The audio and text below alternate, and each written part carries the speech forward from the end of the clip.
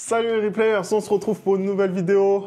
Le choc de cette 7e journée de la saison régulière de Ligue des Champions, il est là. Il est là. C'est le PSG qui reçoit Manchester City, champion d'Europe 2023. Écoute, je suis désolé, hein, si quelqu'un ose dire que ce ne sera pas le grand match de ces deux journées de Ligue des Champions, hein, vraiment c'est un menteur. Parce que pour le coup, on a un choc qui, je pense, va tenir toutes ses promesses. Parce qu'on a deux équipes qui sont en danger en Ligue des Champions, deux cadors d'Europe qui s'affrontent. Hein. On a Manchester City qui, depuis quelques temps, n'allait pas bien et qui, depuis quelques matchs, retrouve des couleurs juste avant Paris. On a un Paris Saint-Germain qui a besoin de se rassurer en Ligue des Champions. Hein, je pense qu'on va avoir un match qui va tenir toutes ses promesses. Voilà. C'est un match très très important pour les deux équipes. Tu viens de le dire, Anderson. D'ailleurs, vous, n'hésitez pas hein, dans les commentaires à nous dire comment vous sentez ce match, que ce soit pour les Parisiens ou que ce soit pour les Mancuniens. On n'oublie pas de liker, on n'oublie pas de s'abonner et on envoie le générique, c'est parti!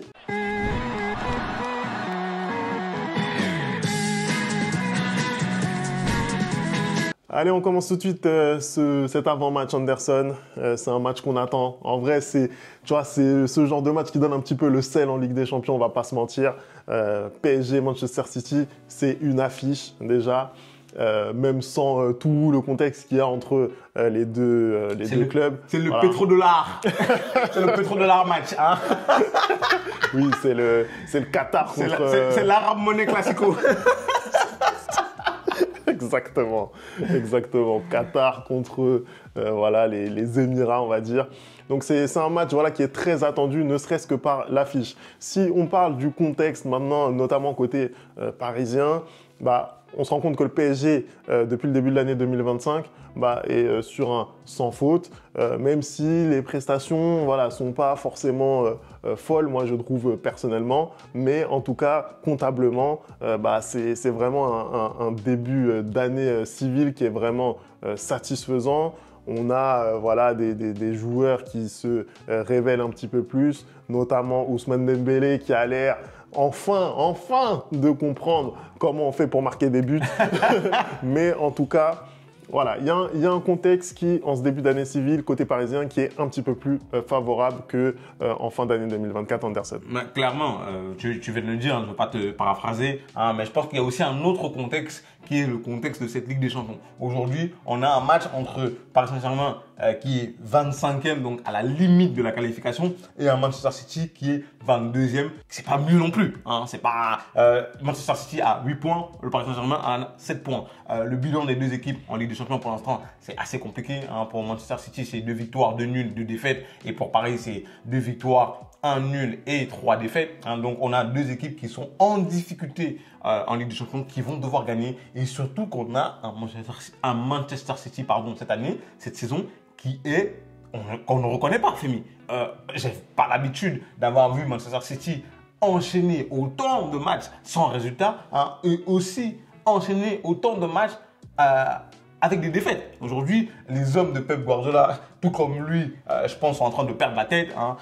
On ne sait pas ce qui se passe. Depuis quelques temps, en tout cas, c'était très, très compliqué. Et là, depuis 4, 5, 6 matchs, ils sont en train de retrouver du poil de la bête. On voit des prestations qui sont un peu meilleures. On retrouve notamment un Phil Foden qui était perdu dans les abîmes du football parce que je ne comprends pas ce qui s'est passé parce que cette saison, il a tout le mal du monde. Et on voit cette équipe de Manchester City qui recommence à gagner. Maintenant, je pense que justement, ce rendez-vous contre le Paris Saint-Germain va servir de vrai test pour savoir s'ils sont revenus ou pas. Parce que comme justement, on en discutait juste avant qu'on lance la vidéo, pour toi, tu disais que c'est peut-être un feu de paille. Pourquoi? Parce qu'ils n'ont pas affronté vraiment de grosses équipes. On regarde, ils ont affronté West Ham, ils ont affronté Leicester, ils ont affronté Brentford. Mais sinon, le reste, c'est des petites équipes à qui ils ont donné des scores. Et là, peut-être que Paris va servir de test pour voir si ce Manchester City est vraiment de retour. Mais si c'est le cas, ça veut dire que le match va être très, très compliqué pour le Paris Saint-Germain. Voilà.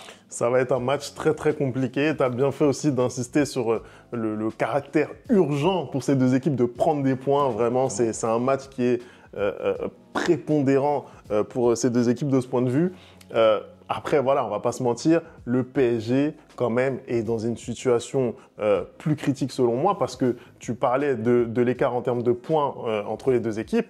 Mais la réalité, c'est que tu as une équipe qui est dans les 24 et une équipe qui n'est pas dans les 24. Et ce point-là, surtout dans cette nouvelle phase de Ligue des Champions, peut faire une énorme différence à l'arrivée. Le PSG n'a pas su gagner les matchs qu'ils auraient dû gagner, encore une fois, parce que on a beau parler du tirage au sort très compliqué qu'ils ont eu, avec ces matchs contre l'Atlético, contre Arsenal, contre le Bayern notamment.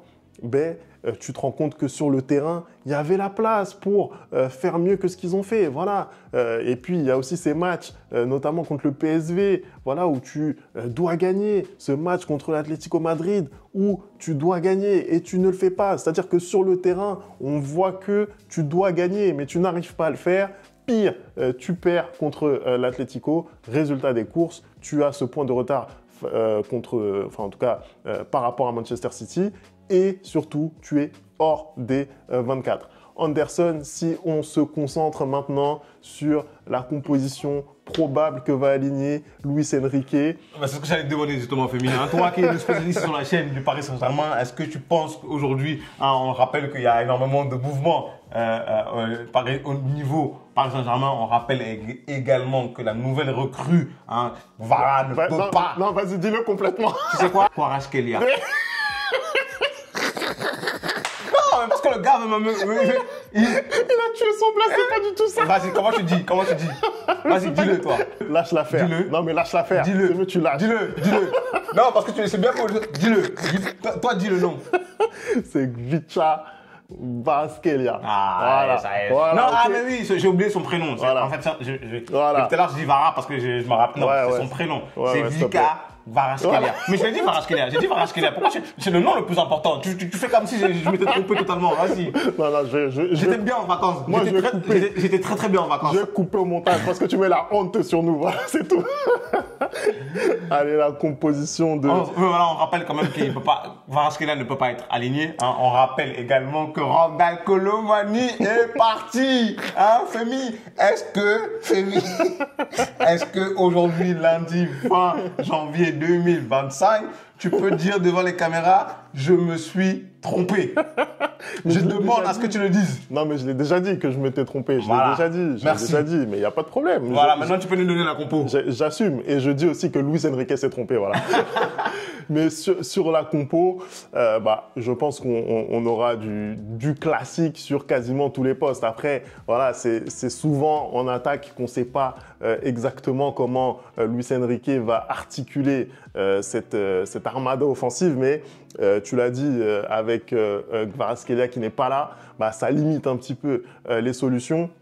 Si on repart quand même du gardien, je pense qu'il va faire confiance à Donnarumma, à mon grand regret malheureusement. C'est comment tu le portes dans ton cœur. Parce qu'encore une fois, il y a eu ce match face à Lens en championnat où il a été aligné et où il a été encore vraiment mi-figue, mi-raisin, parce que certains vont me parler de ses parades à la fin. Il les fait, ok, mais avant ça, il a failli te tuer. Il a failli te tuer, donc ça, c'est très compliqué. Ensuite, en défense, Nuno Mendes, bien sûr, à gauche, Hakimi, à droite, qui va faire son retour, puisqu'il a été laissé au repos là, sur les derniers matchs. Et puis, en défense centrale, je pense que et Pacho et Marquinhos vont jouer. Marquinhos, lui aussi, il a eu une petite gêne. Normalement, il devrait pouvoir tenir sa place. Pacho, on l'a vu un petit peu mis en concurrence, en tout cas avec Lucas Hernandez.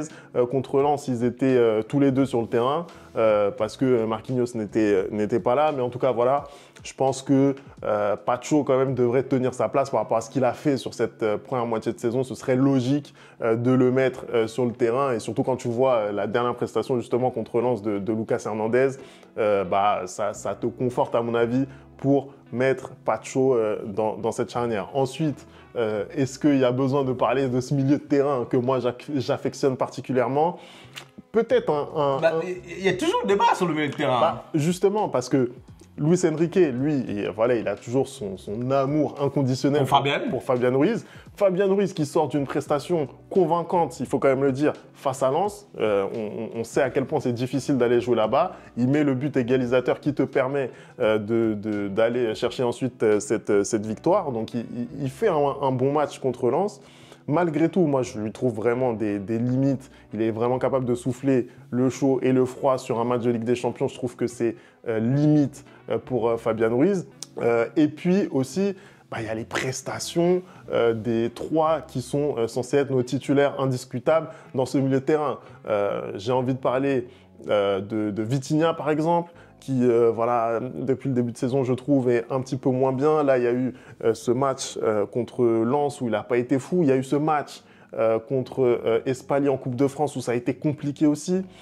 Donc voilà, je suis pas super rassuré par ce que propose Vitinha globalement depuis le début de saison, on ne va pas se mentir. Mais malgré tout, il doit commencer et il va commencer. Il y a le cas aussi de Warren, le cas de Warren Zaïre-Emery, qui lui... Warren, c'est un petit peu...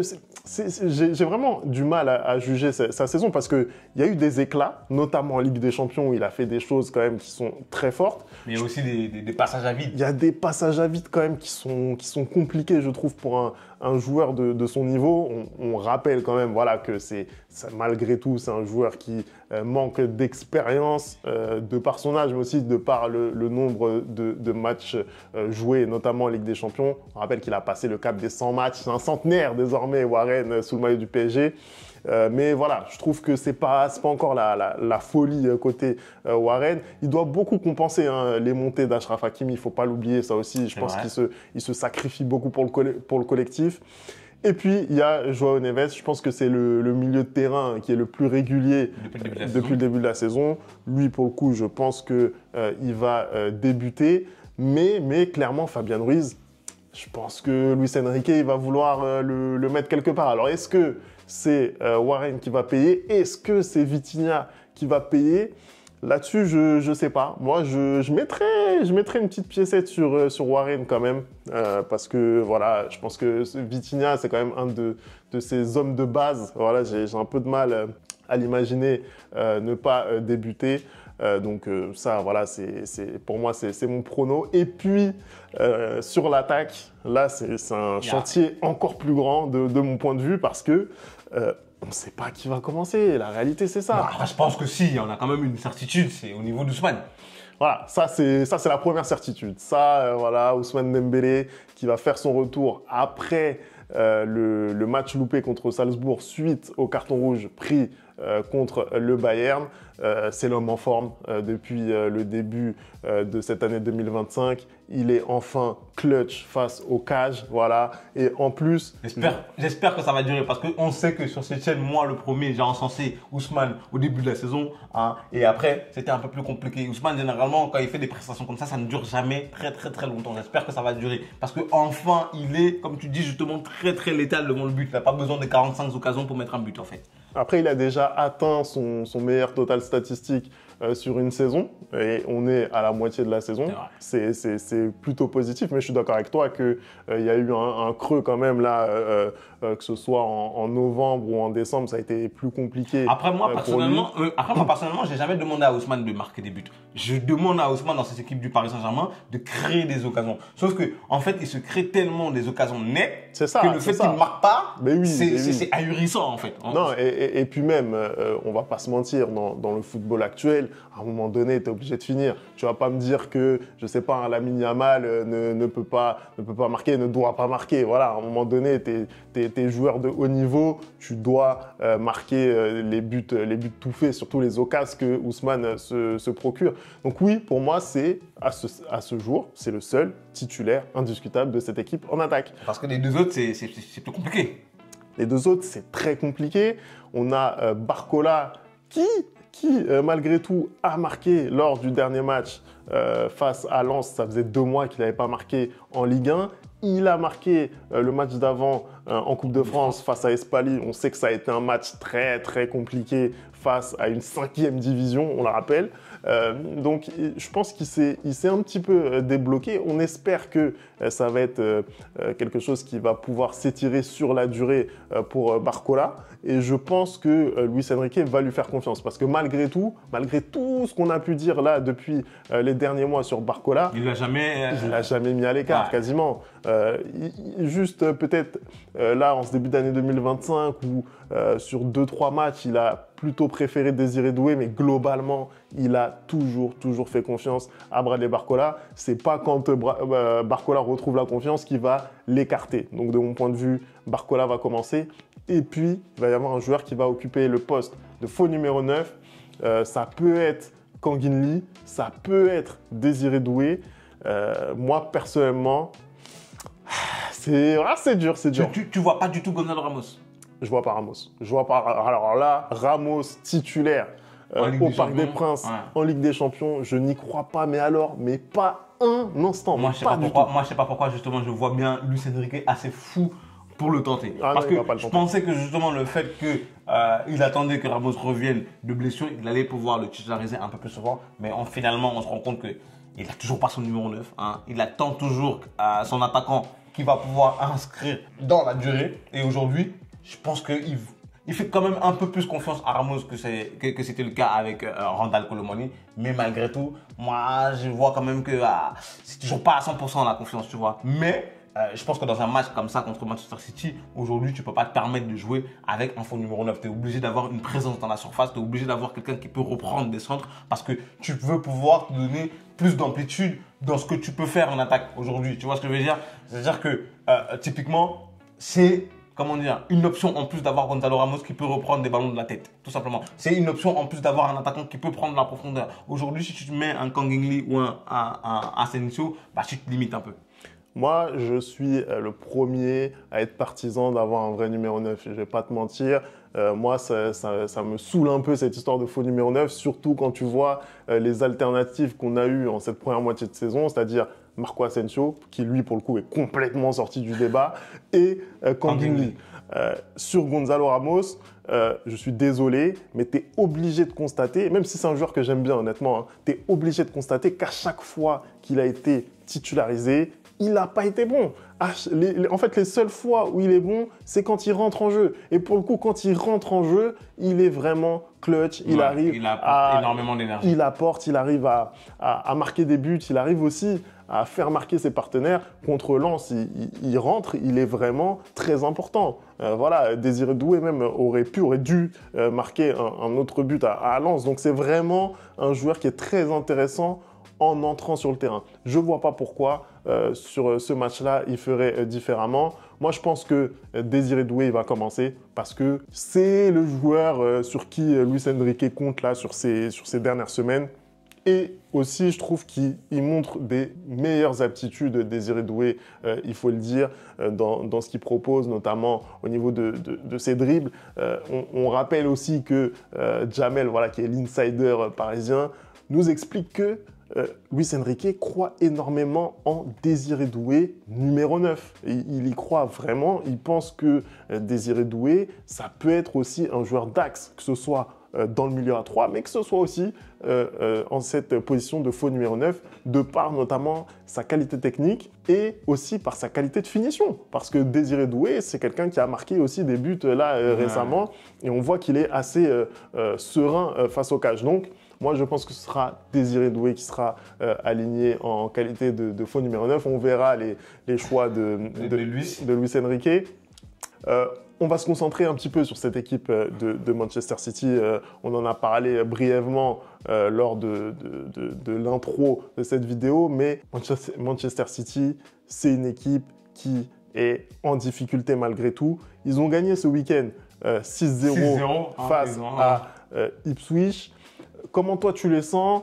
Déjà, qu'est-ce que tu penses des choix de Pep Guardiola sur les derniers matchs? Voilà, on sent que c'est un entraîneur qui patauge un petit peu. Et voilà, qu'est-ce que tu penses que City doit faire pour gêner cette équipe parisienne. Bah, aujourd'hui, en fait, tu l'as dit, Femi, on est face à un Manchester City qui est en doute. Hein. On est face à un Manchester City qui ne maîtrise plus son sujet comme ça l'a été les dernières années. Hein. C'est beaucoup plus compliqué. Que ce soit en Ligue des Champions ou que ce soit en championnat. Hein. Je pense qu'aujourd'hui, en championnat, Manchester City pointe à 14 points hein, ou à 12 points, si je ne m'abuse, de Liverpool. Ça va être très, très compliqué d'aller gagner le championnat. On est surtout face à une équipe de Manchester City qui, depuis quelque temps, regagne un peu de la confiance, mais sans vraiment affronter de véritables adversaires en face. Hein. Ça va être le cas là avec le Paris Saint-Germain. On retrouve des joueurs, comme je l'ai dit justement, Phil Foden qui, depuis le début de la saison, c'était très compliqué pour lui. Là, depuis quelques temps, il commence à retrouver des sensations. Pareil aussi pour Erling Haaland, qui, on avait l'impression qu'on avait perdu totalement. Haaland qui vient de renouveler d'ailleurs son contrat jusqu'en, je ne sais pas combien d'années, 2050 je crois.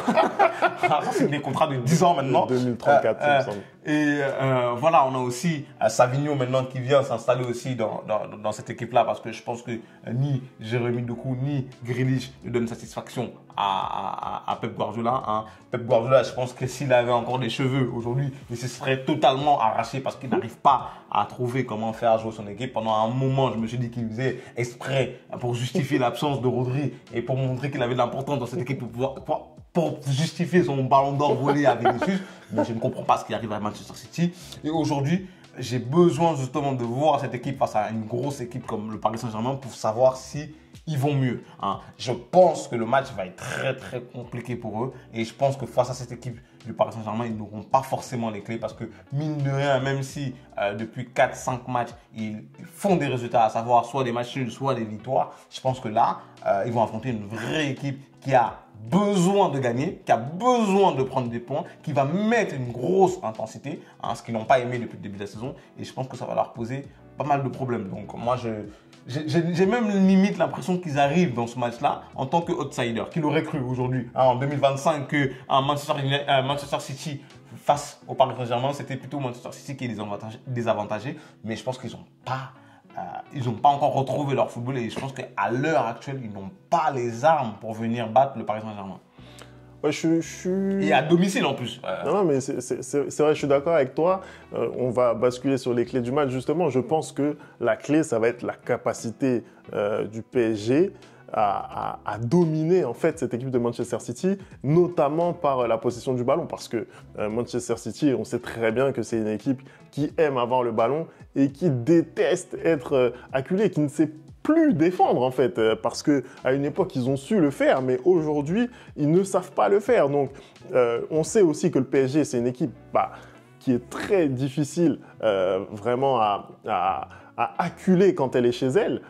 Voilà, le PSG est souvent très dominant au Parc des Princes et donc je pense que c'est le type de match qui peut convenir au PSG. Tu vois, sur la physionomie, je sens quelque chose, notamment sur les premières minutes, qui peut donner raison à cette philosophie de Luis Enrique. Donc, sur l'approche du match, vraiment, il va falloir éviter, à mon avis, de se régner. Il y en a certains qui sont plutôt partisans de se renier sur ce match, plutôt laisser la balle à cette équipe de Manchester City pour pouvoir les piquer en contre. Moi, je ne crois pas. Moi, je pense que City, justement, quand ils n'ont plus leur repère, c'est-à-dire quand ils n'ont plus le ballon entre leurs pieds, pour moi, ils sont beaucoup plus en difficulté et je pense que c'est ce qu'il va falloir faire sur la plus grosse durée du match pour pouvoir les battre. Pour moi, c'est la principale clé, c'est avoir ce ballon et les retrancher le plus possible dans leur propre camp, je pense, Anderson. Moi, je suis assez d'accord avec toi. Franchement, je vois en tout cas le Paris Saint-Germain. Moi, je te le dis depuis le début de la saison que la manière dont ils jouent, c'est juste qu'ils n'avaient pas d'efficacité. Là, on dirait justement qu'ils commencent à avoir de l'efficacité. Et surtout que je pense que City, c'est aussi le genre d'équipe que le Paris Saint-Germain adore parce que City ne va pas refuser le jeu. Hein. Et donc, en transition, Paris est très très létal et Paris peut faire énormément mal à Manchester City. Il ne faut pas non plus oublier, il faut garder dans son coin de la tête qu'on parle de Manchester City. Hein. Ils peuvent aussi relancer et se réveiller et relancer leur saison dans un match comme ça face au Paris Saint-Germain. Donc, même si pour moi aujourd'hui c'est trop juste pour pouvoir venir battre Paris, je pense que vraiment la clé du match pour le Paris Saint-Germain, c'est de bien rentrer, de faire attention aux erreurs individuelles. Hein. Je parlais tout à l'heure de Donnarumma, justement. On aura besoin d'un Donnarumma des grands soirs parce que plein de fois à Paris, c'est plombé ces soirées de Ligue des Champions à cause d'erreurs individuelles. Hein. Parce que pour moi, aujourd'hui, le collectif, il est en place. Et aujourd'hui, il faut avoir de la concentration de la première à la 90e minute pour pouvoir gagner ce genre de match. Parce qu'aujourd'hui, c'est primordial pour Paris de gagner le match pour pouvoir continuer en Ligue des Champions. Tu vois. Et ils ont les moyens de le faire. À eux maintenant d'aller chercher cette victoire en plus devant leur public. Tu vois ce que je veux dire? Donc, c'est très, très compliqué d'aller chercher un résultat aussi au Parc des Princes. Aujourd'hui, normalement, Paris a toutes les cartes en main pour aller gagner ce match face à Manchester City. On passe au prono, Anderson. Le prono de ce match. C'est un match qui n'est pas évident à pronostiquer malgré tout. Allez, si je me mouille en premier, je ne sais pas trop honnêtement. Je pense que City, ils sont suffisamment revenus pour ne pas perdre.